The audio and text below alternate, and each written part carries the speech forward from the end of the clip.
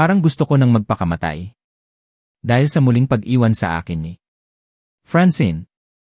Umalis lang ako saglit para magpalamig at makapag-isip pero pagbalik ko wala na ito. Ayon kay Manang may sumundo daw ito. Ano pa ba ang saysay ng lahat? Bakit? Ba ang bilis lang para kay Francine na baliwalain ako? Talaga bang Les? Priority ako sa buhay niya. Aminado ako na nagulat ako sa mga natuklasan ko tungkol sa pagkatao niya. Pero masisisi niya ba ako na hindi kaagad matanggap ang lahat? Kadugo niya ang muntik nang nagpahamak kay Trixie noon. Muntik nang mapatay ng Dominic noon si Trixie. At hanggang ngayon mailap pa din ang hustisya para sa kapatid ko. Bakit ba kasi sa dinami-daming tao dito sa mundo bakit naging bahagi pa ng pamilya de la Fuente sa Francine? Masakit sa akin ang mga natuklasan tungkol sa pagkatao niya pero mas masakit sa akin na muli na naman niya akong iniwan. Akala ko ba mahal niya ako pero bakit ganito? Hinayaan ko ang luha ko na tumulo mula sa aking mga mata. Naguguluhan ako. Nahihirapan ako sa isiping baka tuluyan na siyang mawala sa akin. Sir, pasensya na po sa istorbo pero tumawag po si Mama Ashley nyo. Gusto daw po kayong makausap. Natigil ako sa malalim na pag-isip ng biglang nagsalita si Manang mula sa aking likuran. Pasimple kong pinunasan ang luha sa aking mga mata. At hinarap ito. Ano daw po ang kailangan nila? Manang, tanong ko. Kaga naman. Itong umiling at iniabot sa akin ang wireless na telepono. Charles, anak nasaan ka, kaagad na. Bungad ni Mama sa akin. Hindi ko naman maiwasan na mapakunot ang noon ang maramdaman ko ang lungkot. Sa boses nito. Nasa farm po. Bakit po, may problema ba? Tanong ko. Nawawala si Trixie, sagot nito. Kasabay ng impit na pag-iyak. Kaad. Naman akong natigilan. Ano po? Nawawala si Trixie. Paano? Tanong ko sabay tayo. Bigla akong kinabahan. Hindi ko alam kung paano nangyari. Iyon. Nagpaalam lang siya sa akin.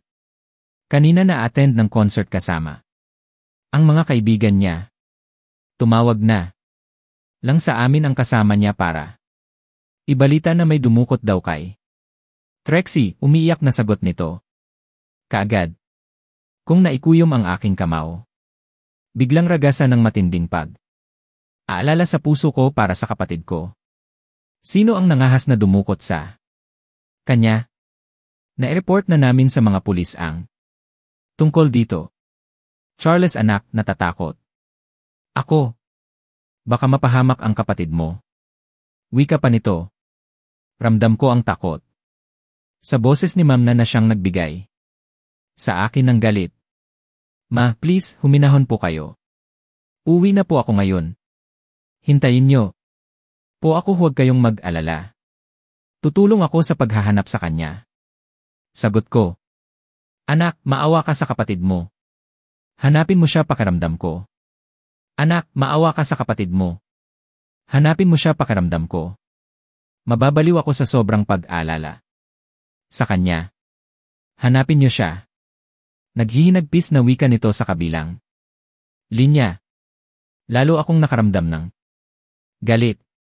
Kung sino man ang dumukot kay Trixie, sisiguraduhin ko na mananagot siya. Isinantabi ko na muna ang pait na nararamdaman ng puso ko dulot sa iwan ulit sa akin ni Francine. Hindi na ako nagsayang ng oras kagad. Akong bumiyahe pa uwi ng mansion para damayan sila Mama at Papa at alamin kung sino ang nasa likod ng panginidnap sa kapatid ko. Malungkot kong tinitigan ang payapang mukha ng aking mga anak. Wala na siguro talagang pag-asa na mabigyan ko sila ng kumpletong pamilya. Ayaw na sa akin ng kanilang ama dahil isa akong De La Fuente. Bakit ba napakakomplikado ng Sitwasyon. Aaminin ko sa aking sarili. Na umasa ako kanina na magiging. Okay na kami ni Charles. Hindi naman. Pala natuloy ang pag-aasawa nila ni Ate Micaela at wala na sanang dahilan. Para iwasan ko siya kaya lang. Mukhang si Charles na din ang umatras ng tuluyang nabunyag sa kanya ang tunay kong pagkatao. Masakit man tanggapin ang lahat pero kailangan kong magpakatatag. Hindi. Ako dapat maging mahina dahil may mga bata na umaasa sa akin. Nakauwi ka na pala? Kumusta ang lakad mo? Natigil ako sa pagmumuni. Muni na marinig ko ang boses ni Daddy. Pilit ang ngiti na hinarap ko ito. At naglakad palapit dito para humalik. Sa kanyang pisngi tanda ng paggalang. Ayos lang naman po, Dad. Pasensya na po kung hindi ako nakauwi kagabi. Sagot ko. Hindi ako sure kung nabanggit ba ni Dominic na si Charles. Ang kasama ko buong magdamag. Gayunpaman wala akong balak magkwento. Matanda na si Daddy para bigyan ko siya ng ganitong klaseng problema. Ganoon ba? Ayos lang naman sa akin. Anak, sabi ko naman sa iyo, enjoy mo lang ang buhay mo. Huwag mong ikulong sa bahay ang sarili mo porket may anak ka na. Go out and have fun. Nakangiti nitong sagot. Sure, Dad. Pero syempre top priority ko pa din ang mga apo nyo. Gusto ko po silang bigyan ng kumpletong buhay. Kahit na wala silang kikilalaning ama. Malungkot kong sagot. Tinapik lang ako nito sa balikat bago masuyong. Tinitigan sa mga mata. Alam kong malakas ka, Francine. Kung ano man ang pagsubok na kinakaharap mo ngayon, alam Eden. Malalagpasan mo lahat ng iyon.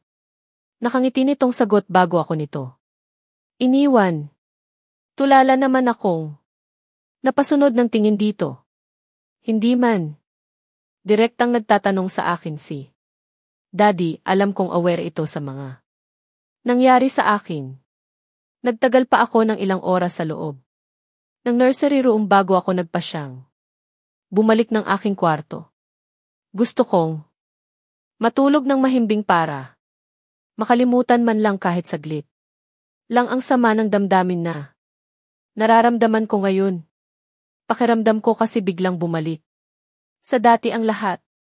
Naging sariwa ulit ang sugat sa puso ko na akala ko naghilom na sa mahigit 1 taon na pananatili ko sa Netherlands. Pagkarating ko ng bahay kaagad akong sinalubong ng nag-aalalang si Mama. Ashley. Maga ang mga mata nito. Palatandaan na galing na ito sa matinding pag-iyak. Paanong may dumukot kay Trixie? Ma, pa? Ano po ba ito, kidnap for? Ransom? Nakipag-ugnayan na po ba ang mga kidnappers? Tumawag na po ba sila? Natataranta kong tanong. Hindi ko alam kung ano ang uunahin ko sa mga sandaling ito. Sumabay pa. Talaga ang problema tungkol kay Trixie sa problema naming dalawa ni Francine. Hindi. Wala pa. Wala pang tumatawag at hanggang ngayon wala pa ring balita tungkol sa kanya, umiiyak. Nasagot ni Mama. Hindi ko naman maiwasan na maikuyom ang aking kamao dahil sa pinaghalong nararamdaman. Nagagalit ako at aalala para sa kalagayan ng kapatid ko. Paano na lang kung may nangyaring masama sa kanya? Paano? Kung hindi naman talaga kidnap for ransom ang kailangan ng mga dumukot sa kanya at ginawa na ito ng masama? Ano ang sabi ng kasama niya noong isinagawa ang pagdukot na airport? Na ba ito sa mga kapulisan? Muli kong tanong. Umaasa ako na magkaroon kaagad ang lead tungkol sa pagkakadukot kay Trixie. Na-report na ito sa mga kapulisan. Nasa hospital ang kaibigan ni Trixie. Nakasama niya kanina sa loob ng sasakyan habang isinasagawa ang pagdukot. Hindi pa daw makakausap. Nang maayos dahil bugbog sarado, sagot. Naman ni Papa. Siyang makausap. Baka naman. Namukhaan niya ang dumukot kay Trixie. Importante yun para mapabilis ang investigasyon tungkol sa kaso ng kapatid ko, sagot ko. Naman. Akmang babalik na ako sa aking kotse para pumunta ng hospital. Nang maramdaman ko ang paghawak ni Mama sa braso ko, muli akong napalingon dito. Papaano kung si Dominic de la Fuente ang may pakana ng lahat ng ito? Hindi malabong mangyari iyon. Di ba? Paano kung siya ang nagpadukot sa kapatid mo? Paano kung pagkatapos ng ilang taon na nakalipas binalikan niya si Trixie, wika ni Mama? Pareho. Kaming nagulat ni Papa sa mga narinig. Si Dominic. Si Dominic de la Fuente, wala sa sarili kong tanong. Dahan-dahan na tumango si Mama. Impossible. Masyadong abala ang taong iyon para gawin ito. Isa pa, bakit? Si Trixie pa. Maraming nalilink sa kanya ng mga babae at imposibleng pagtuunan niya pa ng pansin si Trixie. Sagot naman ni Papa. Walang imposible sa taong wala sa matinong pag-iisip. Nakalimutan mo na ba ang ginawa niya kay Trixie? Noon, muntik nang mapahamak ang anak natin sa mga kamay niya kaya hindi malabong ulitin niya iyon. Umiiyak na sagot ni Mama. Napansin ko na nahulog sa malalim na pag-isip si Papa. Bakit nga ba hindi lahat posibleng suspect sa pagkawala ni Trixie? Isa pa, wala akong naalalang kaaway ng pamilya namin. Fuck! Kung si Dominic ang nasa likod ng lahat ng pandudukot kay Trixie, bakit kailangan niyang gawin ito? Anong klaseng pag-isip meron siya? Ano ang kailangan niya kay Trixie or sa pamilya namin? Gumaganti ba siya? Dahil pinaiyak ko si Francine kanina. Sa isiping iyon pakiramdam ko biglang sumakit ang ulo ko. Hindi ko alam kung saan mag-umpisa para matagapuan kaagad namin ang kapatid ko. Habang tumatagal lalong nalalagay sa peligro ang buhay niya sa mga taong may masamang pakay sa kanya. Hayaan niyo po magpapa. Imbestiga ako. Gagawin ko ang lahat para mahanap kaagad natin si Trixie. Hindi ako papayag na hindi siya kaagad mahanap, seryoso kong wika. Sana nga anak. Hindi ko talaga matatangap kung sakaling may masamang nangyari sa kanya. Dapat pala hindi ko na lang siya pinayagan nang umattend sa concert na yon. Hindi. Sana mangyayari ito, umiiyak na sagot ni Mama. Kaagad naman itong inakbayan ni Papa para aluhin.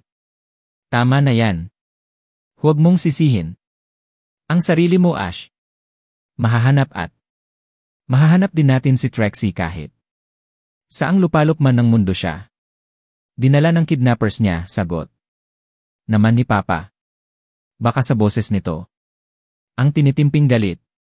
Napabuntong. Hinina ako. I think kailangan niyo po munang mag-rest. Hayaan niyo po na ako na muna ang kikilos. Hihingi na din ako ng tulong sa kaibigan ko para mapadali ang paghahanap sa kanila. Muling wika ko. Kaagad naman. Tumango si Papa sa akin sabay tapik sa aking balikat at iginya na nito si Mama papasok sa loob ng mansion. Naiwan naman akong naguguluhan. Ang totoo, hindi kayang tangapin ng kalooban ko kung si Dominic ba talaga ang nasa likod ng lahat ng ito. Hindi ko alam pero mas lalo akong nasasaktan. Lalo na at may kaugnayan siya kay Francine. Pamilya siya ni Francine at kung sakali man na si Dominic ang nasa likod ng pagkawala ni Trixie. Hindi ko alam kung matatangap ko ba. Aaminin ko, ngayon palang mahirap nang tanggapin na galing sa pamilyang yan si Francine. Pero mahal ko siya at Napag-isipan ko na kanina na. Tatangapin ko siya ng buong puso. Kaya lang bigla namang dumating ang problemang itbi. Lalong naging komplikado ang sitwasyon. Nagising ako sa malakas na tunog ng aking cellphone. Hindi ko alam kung anong oras pa lang dahil nang mapasulyap ako sa bintanang salamin. Ng aking kwarto madilim pa naman sa labas. Hello, antok na antok kong sagot at hindi na nag-abalang tingnan ang monitor ng cellphone para i-check kung sino ang tumatawag ng ganitong oras ng gabi. Franz, nawawala si Trixie kaagad. Akong napabangong nang marinig ko ang boses na iyon. Parang biglang nagising. Ang natutulog ko pang diwa at saglit. Na inilayo sa tinga ko ang aking cellphone para tingnan at kumpirmahin kung hindi lang ba ako nananaginip. Anong sabi mo? Nawawala si Trixie, tanong ko.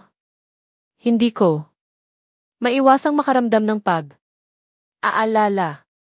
Paanong nawawala siya? Nakidnap siya, tanong ko. Isang malakas na buntong hininga ang narinig ko mula kay Charles bago ito muling nagsalita. Hindi ko alam may hanggang ngayon wala pa kaming balita sa kinaroroonan niya. Hindi pa din nakikipag-ugnayan sa amin ang mga kidnappers, sagot nito. Bakas ang lungkot at pag-aalala sa boses nito. Kaya hindi ko maiwasan na makaramdam ng takot. Sino ang dumukot kay Trixie? God. Sana ligtas lang siya. Parang kapatid na din ang turing ko kay Trixie at hindi ko matatangap kung mapahamak siya. Don't worry, tutulong ako para mahanap siya, sagot ko.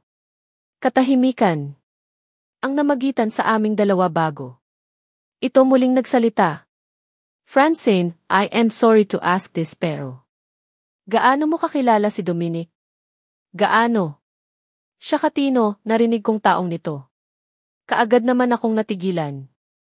Pilit. Kung inaanalisa kung ano ang ibig sabihin ni Charles. Paanong nasali sa usapan si Dominic? Ano bang klaseng tanong iyan? Of course, mabait siya sa mga mata ko. Dahil kadugo ko siya. Simula nang nagkakilala kami at nakasama ko siya. Wala siyang ibang ipinapakita sa akin. Kundi puro kabutihan, sagot ko. Hindi naman ito nakaimik kaya muli akong nagsalita. Bakit? Siya ba ang pinagbibintangan mo na dumukot kay Trixie? Sa anong kadahilanan? Ano naman ang purpose ni Dominic para gawin iyon? Diretsahan kong tanong. As I don't know, naisip lang namin. Baka siya dahil sa ginawa niya kay Trixie noon.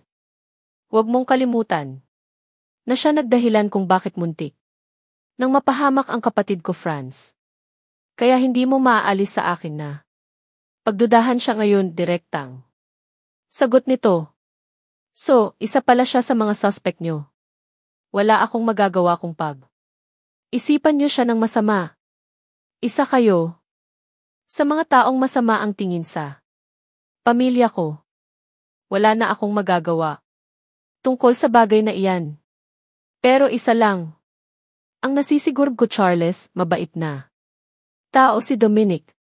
Malabo ang sinasabi mo ngayon, sagot ko. Pilit akong nagpakahinahon habang sinasabi ang katagang iyon. Hindi naman ito nakapagsalita kaya nagpaalam na ako sa kanya.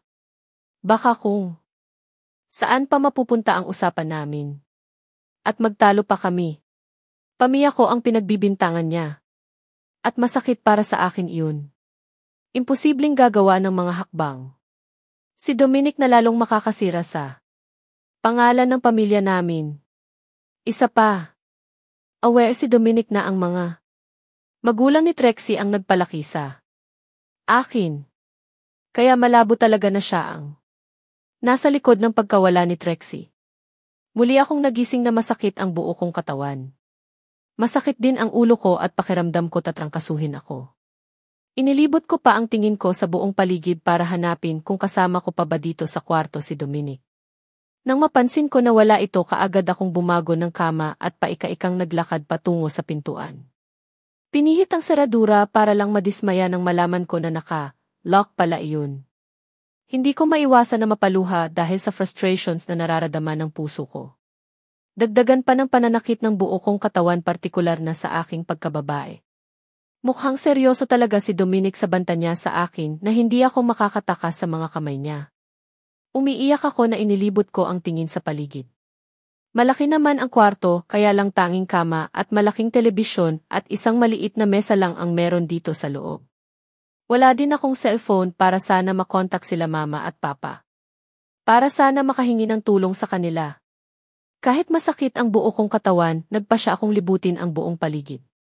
Nagbabaka sakali ako na baka may ibang pintuan pa na pwede kong madaanan para makatakas. Wala sa sariling napatingin ako sa gawin ng bintana.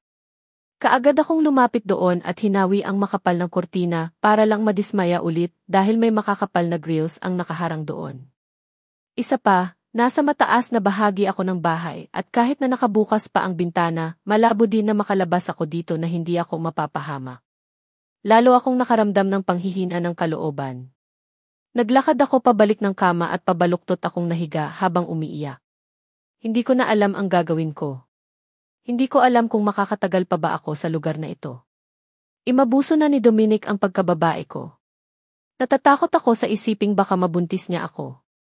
Hindi talaga ako makapalag sa kanya dahil mas malakas siya. Aminado ako na magaling siya sa kama kaya napasunod niya ako. Paano na lang din ang pag-aaral ko? Isa pa, baka hinahanap na ako nila mama at papa. Baka nag-aala nang sila sa akin. Tahimik akong umiiyak nang maramdaman ko ang pagbukas ng pintuan ng kwarto. Napabangon ako at kaagad na sumalubong sa paningin ko si Dominic. Nakabihis na ito at may nakasunod sa kanya na isang uniform na kasambahay na may bitbit na pagkain. Mabuti naman at gising ka na. Kumain ka muna, wika nito sa akin. Hindi ko ito sinagot, bagkos tinitigan ko ito ng masama. Narinig ko pa ang pagpalatak nito bago sininyasan ang kasama nito na iiwan na kami pagtapos nitong ipatong ang dalang pagkain sa isang maliit na mesa. Galit ka pa rin ba? Tanong nito nang kami na lang dalawa ang naiwan dito sa loob ng kwarto. Ang kapal din ng mukha. Kailangan pa bang itanong sa akin ang tungkol sa bagay na iyon? Malamang galit ako at sino ba naman ang matutuwa sa ginawa niyang paglapastangan sa akin? Sisiguraduhin ko na pagbabayaran mo ang ginawa mo sa akin, halos pasigaw kong wika sa kanya. Kita ko ang pagkagulat sa mukha nito bago ako matiim na tinitigan. Come again? Ako? Magbabayad? Really? May nagawa ba akong kasalanan sa iyo? Tanong nito habang nakangisi. Naikuyom ko naman ang aking kamao. Pigil ko ang sarili ko na sugurin ito para hampasin ang kanyang pagmumukha. I hate you. Hindi kita mapapatawad sa ginawa mo sa akin, Dominic. Mababayad ka. Tandaan mo iyan, galit kong sigaw dito. Nagulat na lang ako nang marinig ko ang malakas nitong pagtawa. Nilapitan ako nito at akmang hahawakan ako nito sa aking mukha pero umiwas ako. Hate me? Really? Trixie, baby, sa naalala ko hindi kita pinilit. Kusa mong ibinigay ang sarili mo sa akin kagabi. Ramdam ng buo kong pagkatao kung paano ka nag-enjoy habang inaangkin kita, nakangisi nitong sagot. Parang bigla naman nag-init ang aking pisngi dahil sa sinabi nito. Lalo na nang muling sumagi sa isip ko kung paano ako nag-enjoy sa ginawa niya sa akin. Hindi ka makasagot dahil totoo ang sinabi ko. Don't worry, baby, hindi mo pagsisisihan ang mga oras na kasama mo ako, wika nito. Kumain ka na muna at magpahinga. Huwag kang mag-alala. Wala akong balak na ikulong ka dito sa kwarto. Aalis muna ako at pagbalik ko, ipapasyal kita sa buong paligid, wika nito sabay kindat sa akin. Naglakad ito patungo sa pintuan at diretsong lumabas. Naiinis naman akong napabuntong hininga. Hindi ko na alam ang gagawin ko. Ngayon ko lang natitigan ng maayos ang mukha ni Dominic. Mukhang mabait naman siya at malamlam ang mga mata kong tumitig sa akin. Ang gwapo niya din at maganda magdala ng damit. Pero hindi ko siya dapat hangaan. Nirape niya ako and worst gusto niyang bigyan ko siya ng anak. Masama siya at wala siya sa tamang kaisipan kaya hindi ko siya dapat pagkatiwalaan. Isa pa, kitang-kita ko kung paano niya hinayaan ang kanyang mga tauhan na bubugin si Benji. Hindi naman nanlaban sa kanila ang kaibigan ko, pero bakit kailangan niyang gumamit ng dahas? Diyos ko, kumusta na kaya siya? Sana ayos lang si Benji, naiiyak kong bulong. Mabait si Benji at isa siya sa mga closed friends ko sa school. Hindi kayang tanggapin ng konsensya ko na mapahamak ito dahil sa akin. Wala sa sariling napasulyap ako sa mga pagkain na nasa mesa. Nakakaramdam na ako ng pagkalam ng sikmura ko, pero wala akong balak na kumain. Gusto kong ipakita kay Dominic na galit ako kung kinakailangan na gutumin ko ang sarili ko para pakawalan niya lang ako gagawin ko. Muli akong nahiga ng kama. Masama ang pakiramdam ko at gusto ko na lang na matulog muna para kahit saglit man lang makalimutan ko kung ano ang sitwasyon ko ngayon. Muli akong nagising nang maramdaman ko ang mahinang tapik sa aking pisngi. Nang imulat ko ang aking mga mata, mukha ni Dominic ang una kong nasilayan. Are you okay? God, ano ba ang ginagawa mo sa sarili mo? Gusto mo bang magpakamatay? Kaagad na bulalas nito. Hindi ko naman alam kung ano ang ibig nitong sabihin, kaya tulala akong napatitig dito. Mabuti na lang at nakabalik kaagad ako. Alam mo bang nadatnan kita na kinukumbulsyon sa sobrang taas, lilag na? Bakit hindi mo nabanggit kaninang umaga na masama na pala ang pakiramdam mo? Hindi ka din kumain, kastigo nito sa akin. Hindi ko naman mapigilan na maluha. Naalala ko na. Pinilit kong matulog kanina kahit na masama ang pakiramdam ko. Kung ganoon nauwi nga sa trangkaso ang lahat. Wala sa sariling inilibot ko ang tingin sa paligid. Nagulat pa ako dahil napansin ko na may ibang tao dito sa loob ng kwarto. Muli akong napatingin kay Dominic at kita ko ang matinding pag-aalala sa kanyang mukha. Nagpatawag ako ng doktor. Mataas ang lagnat mo kanina at masyado mo akong ipinag-alala, sagot nito sabay hawak sa kamay ko. Ngayon ko lang din napansin na may nakakabit na palang dextrose sa akin. Hindi ko maiwasan na mapabuntong hininga. Hindi ko alam kung bakit kita ko ang sobrang pag-aalala niya para sa akin. Siguro natatakot siya na baka hindi na matupad ang pangarap niya na magkaroon ng anak sa akin. Pwede bang iwan mo muna ako? Gusto kong mapag-isa, malamig kong sagot sa kanya. Wala akong ganang makipag-usap kahit kanino at kahit na anong gawin ko alam kong hindi na akong makakawala sa mga kamay niya. Bihag niya ako at pwede niyang gawin lahat ng gusto niya sa akin. Okay fine, magpahinga ka muna. Saka na lang tayo mag-usap kapag magaling ka na talaga, nakangiti nitong sagot. Hindi ko naman maiwasan na mapatitig dito. Bakit parang iba yata pati ang tono ng boses niya ngayon? Iba din ang klase ng pagkakangiti niya sa akin. Dapat ba akong mas matakot at kabahan sa kanya? Hindi na ako umimik pabagkos muli kong ipinikit ang aking mga mata. Narinig ko pa ang marahan na pagbuntong hininga nito bago ko naramdaman na naglakad na ito palayo sa akin. Kasunod ng mahinang yabag at pagbukas, sara ng pintuan ng kwarto. Hindi ko naman maiwasan ang muling pagtulo ng luha sa aking mga mata. Kaagad naman akong nakabalik sa pagtulog. Muli akong nagising na madilim na sa labas ng kwarto ko. Tanging malamlam na ilaw mula sa lampshade ang tanglaw sa madilim na paligid. Bahagyang nakahawi na ang kurtina sa salaming bintana, kaya mula sa kinahihigaan ko kita ko ang labas. Marahan akong napabutong hininga at sinalat ko ang aking noo para damhin kung mainit pa ba ako. Kahit papaano magaan na ang pakiramdam ko. Nakakaramdam na din ako ng gutom at wala sa sariling sinipat ko ang orasan na nasa tabi lang ng bedside table. Halos 10:00 na ng gabi at wala akong ginawa buong maghapon kundi ang matulog. Nagugutom talaga ako kaya naman ako na mismo ang nag-alis ng dextrose sa kamay ko. Dahan-dahan akong bumangon at nakaramdam ako ng kapanatagan ng kalooban dahil kahit papaano naibsan na din ang pananakit ng buo kong katawan. Ibang damit na din ang suot ko ngayon. Parang may naglinis sa akin dahil kahit papaano presko na ang aking pakiramdam. Napatitig ako sa pintuan ng kwarto. Iniisip ko kung nasa paligid pa ba si Dominic. Walang kahit na anong makain dito sa loob ng kwarto kaya mabagal akong naglakad patungo sa pintuan. Pinihit ang seradura at hindi ko maiwasan na mapangiti dahil hind na nakalock yun. Dahan-dahan akong lumabas ng kwarto. Kaagad na sumalubong sa paningin ko ang malawak na hallway. Maraming nakasarang pintuan at mukhang malaki talaga ang bahay na ito. Naglakad ako patungong hagdan. Tahimik na ang buong paligid at maliban sa mga bodyguards ni Dominic, hindi ko alam kung sino-sino pa ang nakatira sa bahay na ito. Pagkababa ko kaagad na bumangad sa akin ang dalawang portrait sa may living area. Wala sa sariling naglakad ako patungo doon at kaagad na dumako ang tingin ko sa isang babaeng nasa portrait. Francine, hindi ko maiwasang bulong. Si Francine talaga ang nasa larawan. Kahit na makaluma ang damit nito at ang pagkakaayos ng buhok, si Francine talaga. Anong ibig nitong sabihin? Bakit kamukha ni Francine ang nasa larawan? Ang babae na nasa larawan at si Francine ay iisa lang ba?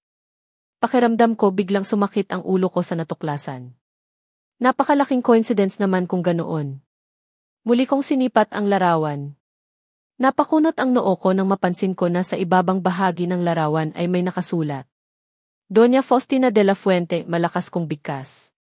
Hindi ako makapaniwala na napatitig dito. Hindi siya si Francine pero magkamukha talaga silang dalawa. Muli kong bulong sa aking sarili. Hindi ko alam kung ilang minuto na akong nakatayo sa harap ng larawan. Hindi ko alam pero bigla akong kinutuban. Paano kung? Gising ka na pala? Kumusta? Maayos na ba ang pakiramdam mo? Hindi ko maiwasan na mapapitlag nang marinig ko ang boses na iyon. Wala sa sariling napalingon ako at kaagad events napasin ang parating na si Dominic. Mukhang galing ito sa labas base na din sa hitsura nito. Ayos na ako, malamig kong sagot. Akmang hahawakan ako nito sa noo pero mabilis akong umatras. Narinig ko pa ang marahan nitong pagbuntong hininga bago ako nito malungkot na tinitigan. Teka, malungkot? Tama ba iyong nakikita ko sa mga mata niya? Imposible naman yata iyon. Walang konsensya si Dominic kaya imposibleng lungkot ang nakikita ko sa mga mata niya. Bakit ka nga pala bumaba? Tanong nito. Muli akong napasulyap sa larawan bago sumagot. Nagugutom ako, honest kong sagot. Natigilan ito. Saglit akong tinitigan bago tumango. Kung ganoon samahan na kita sa kusina. Hayaan mong ipaghanda kita ng makakain, sagot nito. Lalo naman akong nagtaka. Si Dominic ba talaga ang kausap ko ngayon? Bakit parang nag-iba yata ang pag-ugali niya ngayon? Nagpatiuna na itong naglakad kaya naman kaagad akong napasunod sa kanya. Bumulaga sa mga mata ko ang malawak na kusina. Kumpleto naman sa mga gamit sa pagluluto. May ref din at doon dumiretso si Dominic para siguro maghanap ng pwedeng makakain. Balak kong bukas na lang kita ipagluto ng makakain. Gabi na at baka gutom ka na kaya pagtiyagaan mo muna ang ihahanda ko sa iyo ngayon, nakangiti nitong wika. Hindi ko ito sinagot. Maupo ka muna.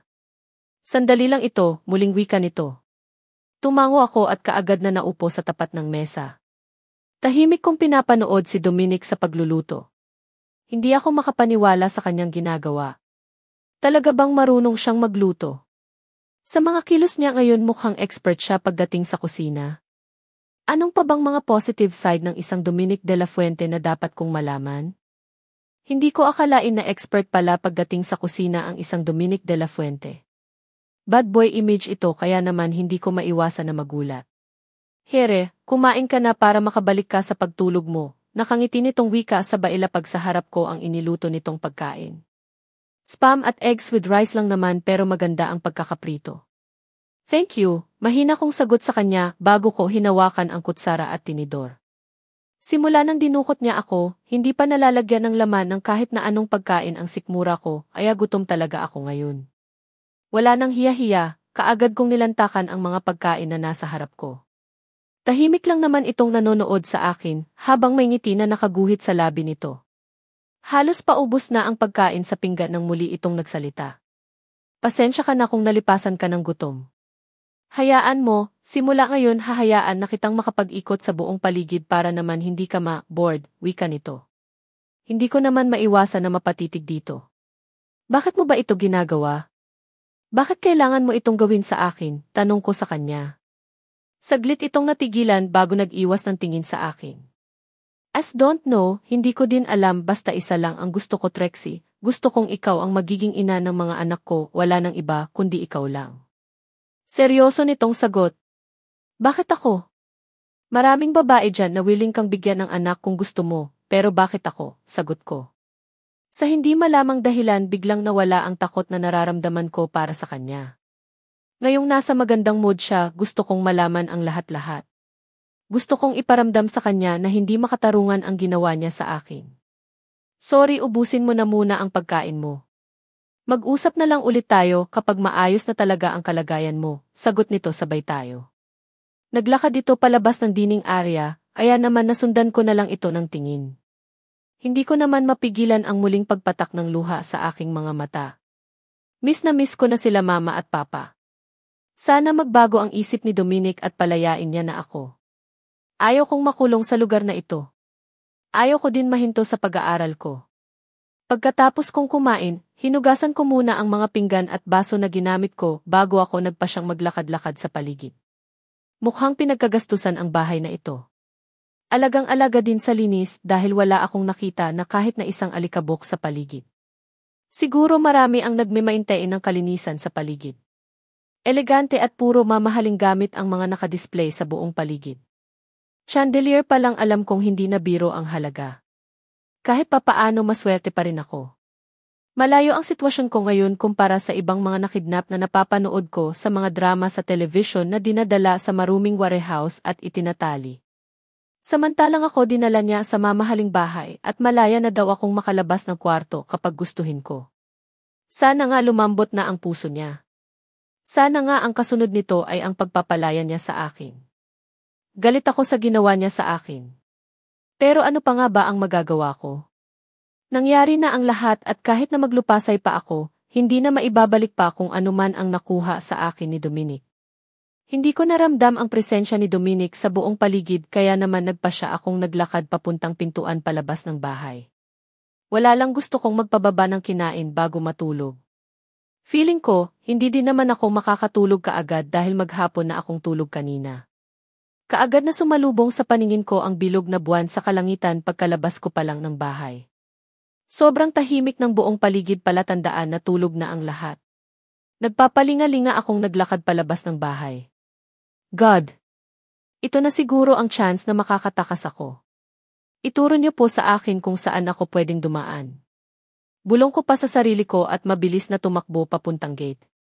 Malapit na ako nang mapansin ko nagising pa ang 3 guard na bantay.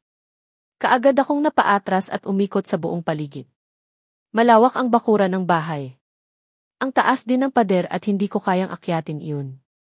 May mga barbed wire din kaya naman hindi magandang idea na doon ako dumaan. Halos naikot ko na yata ang buong paligid pero bigo ako.